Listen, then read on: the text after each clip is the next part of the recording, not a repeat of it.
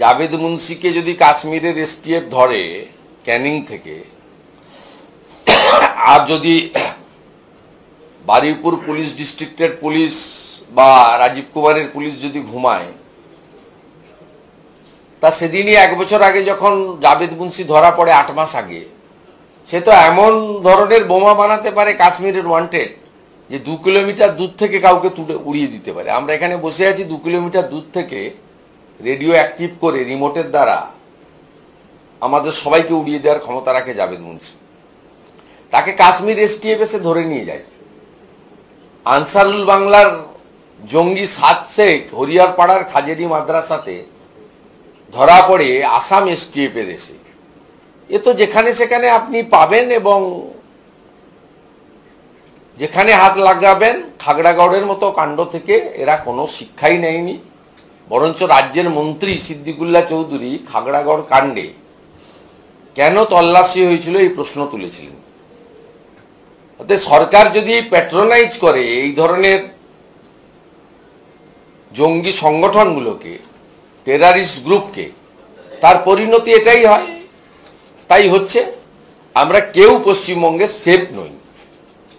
শুধুমাত্র দুর্নীতি তোষণ নয়, জঙ্গিদের একটা নিরাপদ হাব তৈরি হয়েছে এই বাংলা, এবং মূলত কলকাতার আশেপাশের এলাকাগুলো যেখানে বসে আছেন, রাজারহাট, নিউটাউন সহ বিস্তীর্ণ এলাকা ভারত বিরোধী কর্মকাণ্ডের একটা আঁতুড় ঘরে পরিণত হয়েছে।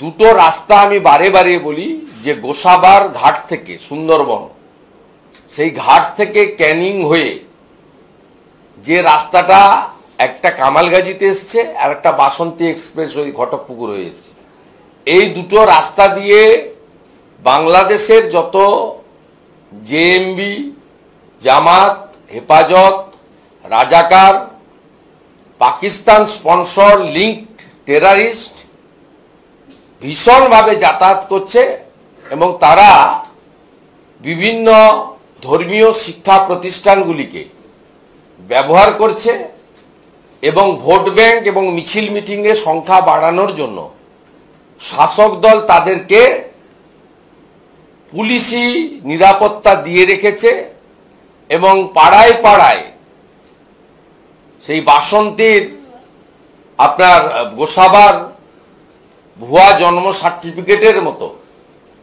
ভুয়া জন্ম সার্টিফিকেট, ভুয়া আধার কার্ড, ভুয়া এপিক কার্ড সবই তাদের তৈরি করে দেওয়া হচ্ছে। এর ফলে আমাদের মাননীয় প্রধানমন্ত্রী 15ই আগস্ট লালকেল্লা থেকে যেটা বলেছেন, যে এরা বেটি বহিন অর্থাৎ বোন এবং কন্যাদের উপরে আঙ্গুল তুলছে এবং তাদের লাভ জিহাদের মাধ্যমে নিয়ে যাচ্ছে, আদিবাসীদের মধ্যে ঢুকে আদিবাসীদের জমি দখল করছে, এবং রেশন থেকে শুরু করে আমাদের কাজ, ছোট ছোট কাজ, সেই কাজেরও দখলদারি এই লোকেরা পাচ্ছে, নিচ্ছে।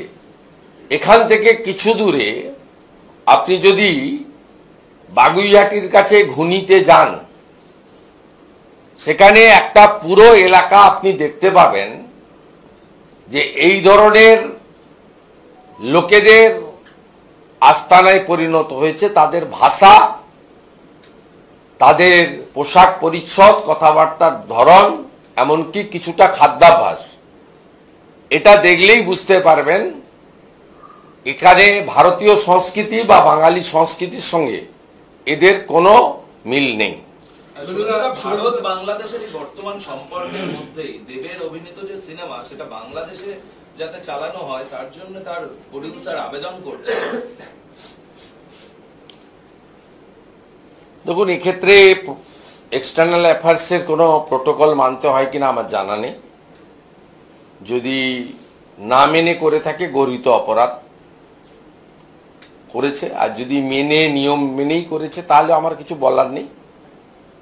কিন্তু এদের সঙ্গে বাংলাদেশের সম্পর্ক খুবই ভালো। হাসিনা ওয়াজেদ যখন প্রধানমন্ত্রী ছিলেন, সিদ্দিকুল্লাহ চৌধুরী পাসপোর্টের অনুমতি বাংলাদেশ সরকার দেয়নি। কেন দেয়নি তার কারণ আছে। এখন যারা আছে তাদের সঙ্গে এদের সম্পর্ক অত্যন্ত ভালো। কাকদ্বীপ থেকে 34 জন মৎস্যজীবী বাংলাদেশের বাগেরহাট জেলে নিদারুণ কষ্টের মধ্যে আছে। আমাকে টাইম দিয়েও মমতা বন্দ্যোপাধ্যায়ের নির্দেশে বাংলাদেশ ডেপুটি হাই কমিশন ওখানে পৌঁছানোর 1 ঘন্টা আগে অ্যাপয়েন্টমেন্ট ক্যান্সেল করে, এবং মোল্লা ইউনুসের নির্দেশে দিল্লিতে থাকা বাংলাদেশ হাই কমিশনার নবান্নতে এসে মিটিং করেছেন, এবং আমি দায়িত্ব নিয়ে বলতে পারি সেই মিটিংয়ে বার্তা দেওয়া হয়েছে 26-এর নির্বাচনে তারা প্রত্যক্ষ পরোক্ষভাবে তাদের এই যে লাইক মাইন্ডেড বন্ধু সরকার পশ্চিমবঙ্গে আছে সেটা যাতে থাকে তার শুভেচ্ছা দিয়ে গেছেন।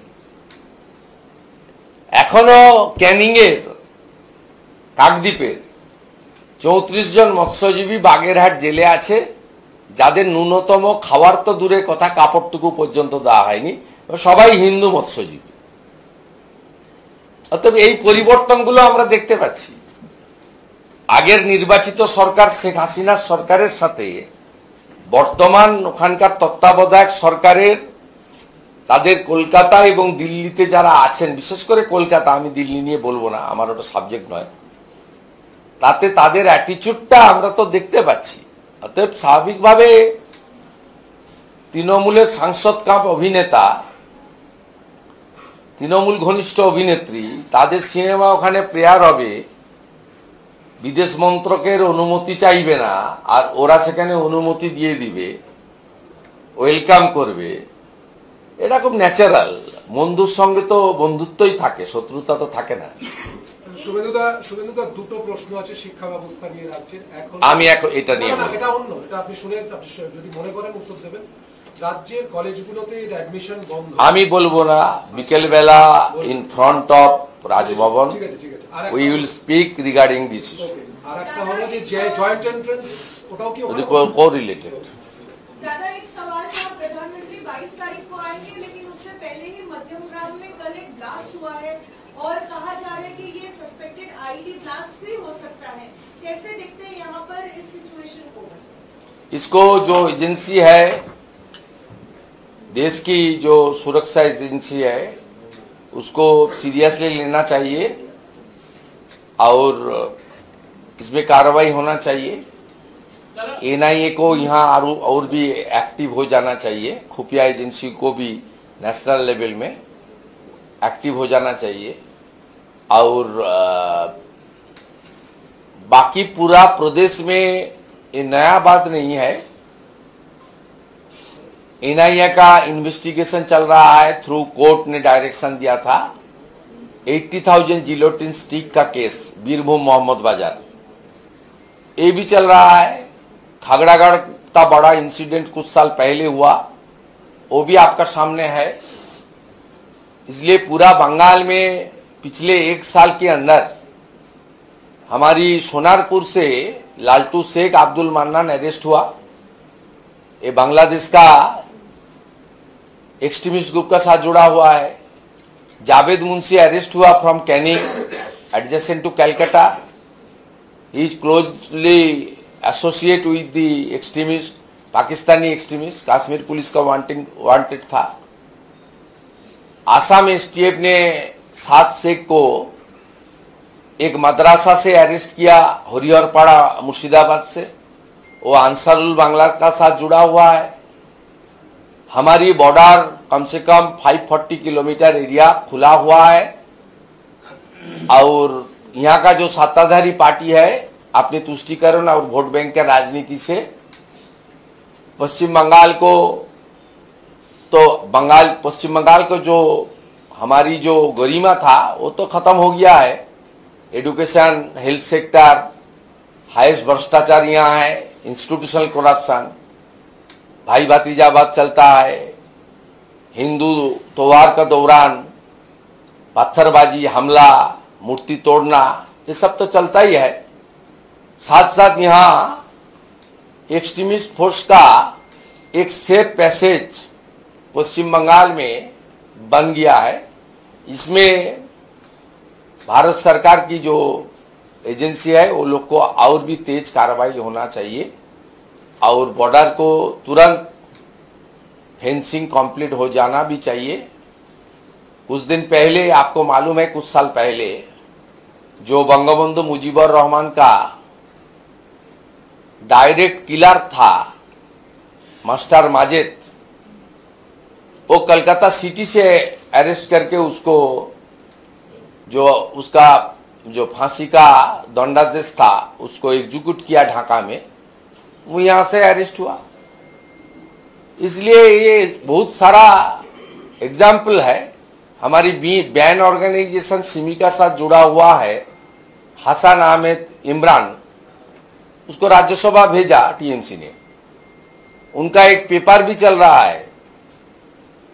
कुछ दिन पहले फरक्का का टीएमसी का MLA Monirul Islam, he participated in a march in Samserganj, ban organisation PFI का पैरेड था।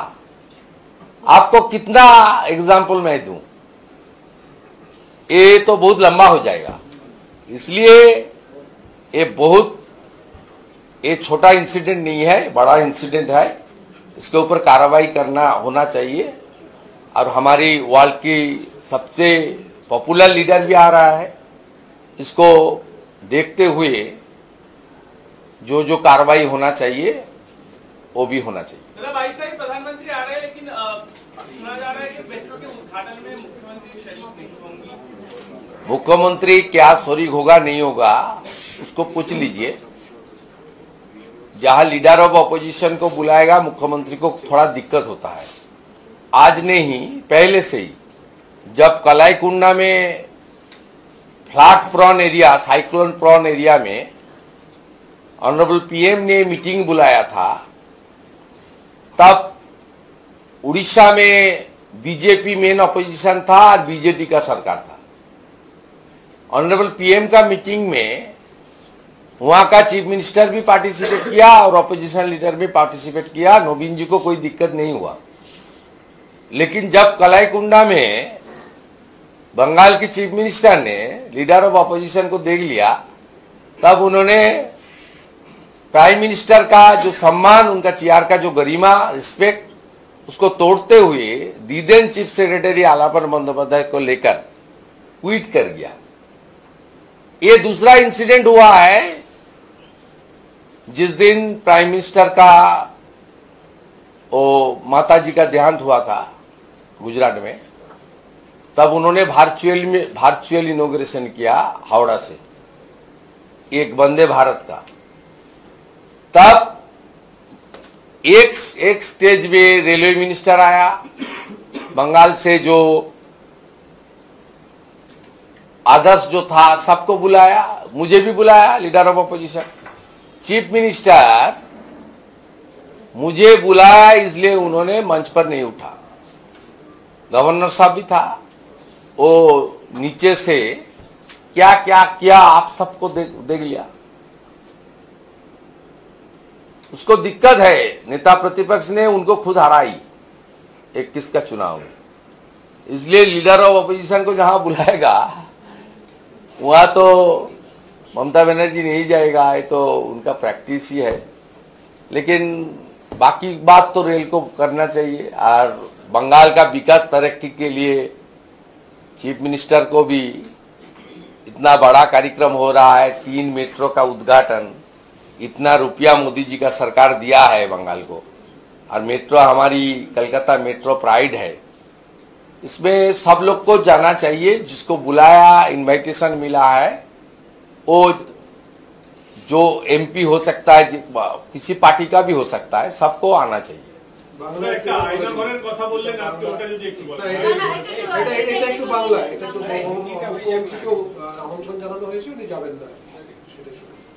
যাওয়া উচিত বলে মনে করি, কারণ কলকাতা মেট্রো একটা গর্বের বিষয়। আর প্রধানমন্ত্রী নরেন্দ্র মোদীজির সরকার বিগত বেশ কয়েক বছর ধরে যত টাকা লেগেছে মেট্রোতে দিয়েছেন, পর্যাপ্ত পরিমাণ অর্থ দিয়েছেন এবং 3টে মেট্রো লাইন উদ্বোধন হচ্ছে, ইটস এ ভেরি ইম্পর্টেন্ট। তা মুখ্যমন্ত্রী, আমি আশা করব উনি যাবেন, ইনভাইটেশন পেয়েছেন।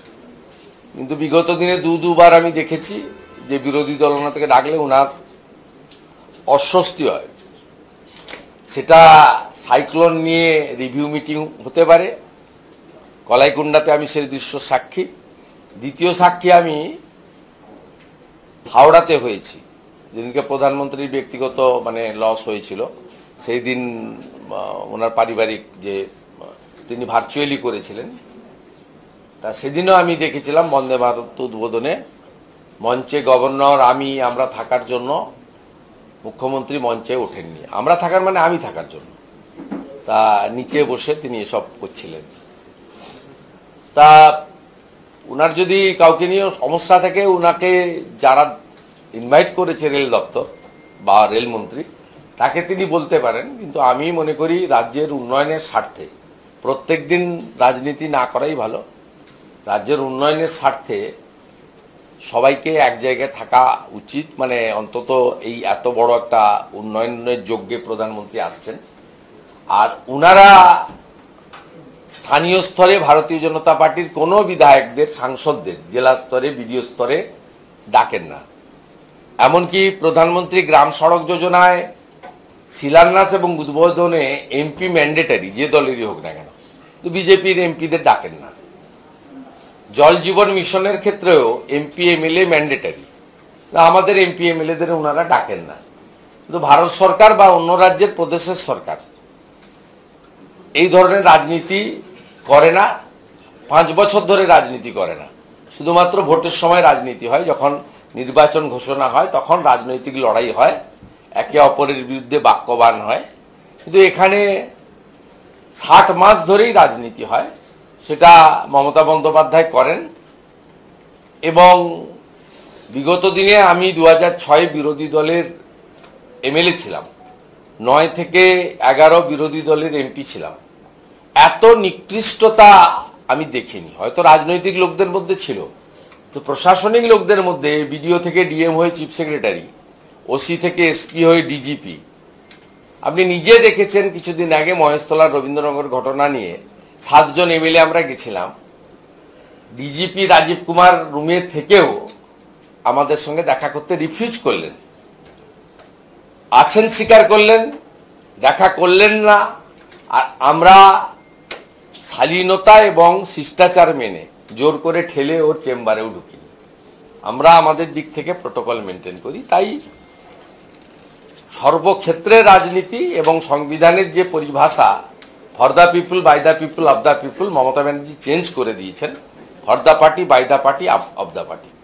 তিনি প্রধানমন্ত্রীকে মনে করেন বিজেপির নেতা, তিনি বিরোধী দলনেতাকে মনে করেন বিজেপির এমএলএ। এর বাইরে তিনি বেরোতে পারেননি, এটাই দুর্ভাগ্য।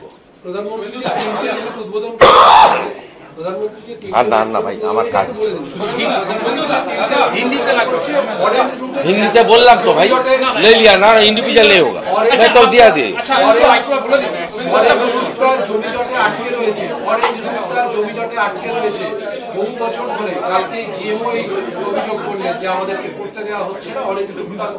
এরা করতে দেবে না, তো করতে দেবে না। কোথায় রোহিঙ্গা বসে আছে, কোথায় বাংলাদেশি মুসলিম অনুপ্রবেশকারী আছে, কোথাও ভোট ব্যাংক আছে, তো করতে দেবে না।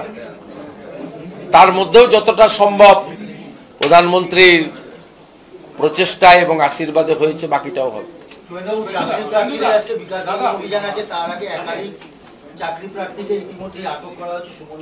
এখানে এমার্জেন্সি না বললেও কার্যত এমার্জেন্সি। গতকাল মিথ্যা অডিও প্রকাশ করেছেন। আজকে সুমনের বাড়ি কাল ভোর রাত্রি থেকে চলছে অত্যাচার, মগরাহাট থানায় তাকে তুলে নিয়ে গেছেন। কলকাতা হাইকোর্ট এর আগেই তাকে প্রোটেকশন দিয়ে রেখেছিল যে তদন্তে কোঅপারেশন করবে, কিন্তু গ্রেপ্তার করতে পারবেন না। এইভাবে অগণতান্ত্রিকভাবে করছেন, এর ফল খারাপ হবে। এবং যে অ্যাডমিট কার্ডগুলো ওনারা ইস্যু করেছেন তার মধ্যে টেন্টেড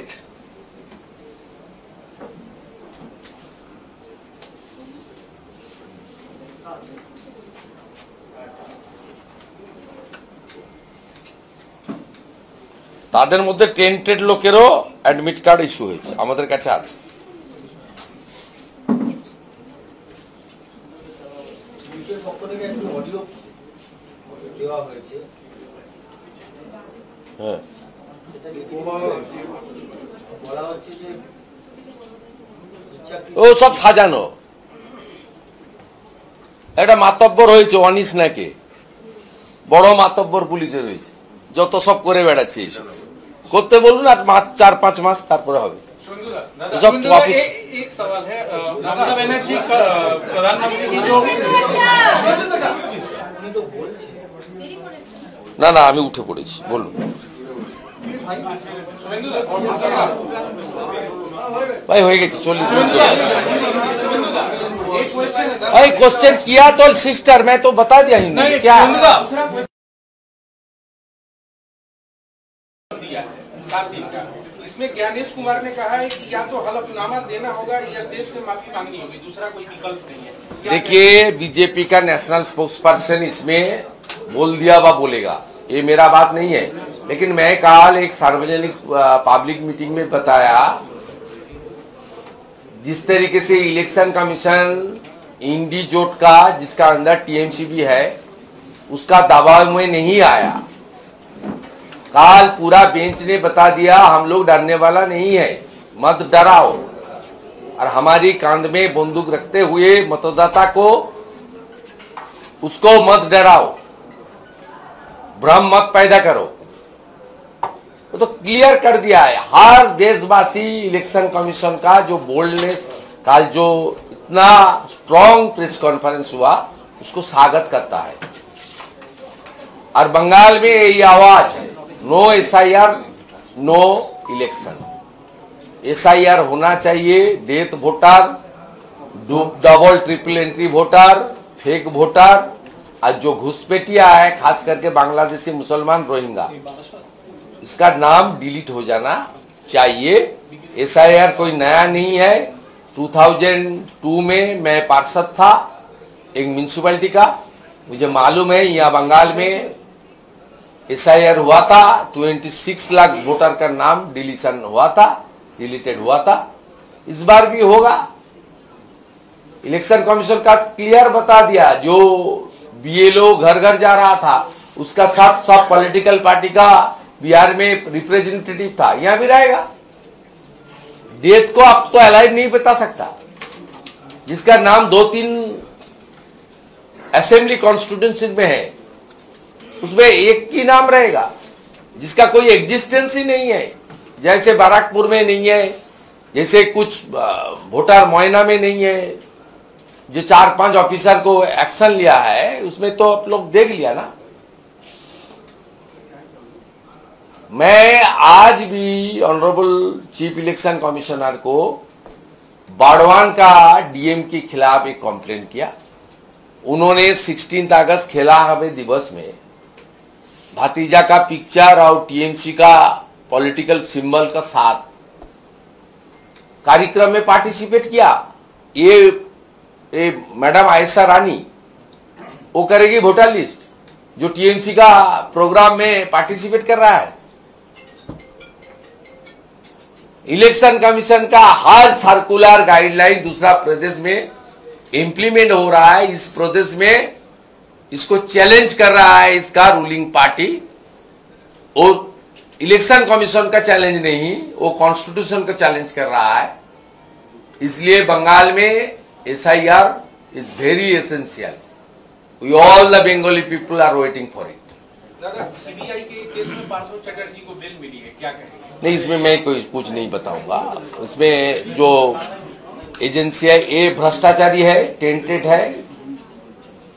उनका गर्लफ्रेंड का घर से सबका सामने 51 करोड़ मिला है, सबको पता है, चार्जशीटेड हुआ है, अपने रिश्तेदार अप्रूवर भी बन गया है, केस चल रहा है। इसको तुरंत उसको ट्रायल खत्म करके कॉन्विक्शन हो जाना चाहिए, और उनका जितना प्रॉपर्टी सीज हुआ ऑक्शन कर देना चाहिए तुरंत। तो जो पीएमएलए के अंदर है, इसको थोड़ा स्पीड में होना चाहिए। बंगाल का लोग ये देखना चाहता है। सीपी राधाकृष्णन होंगे एनडीए के अगले उम्मीदवार राष्ट्रपति के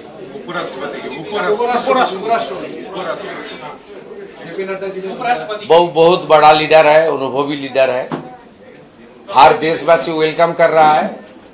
as a MLA West Bengal state assembly, I heartily welcome this great decision. He is a very big personality, educated person and true patriotic leader of our country.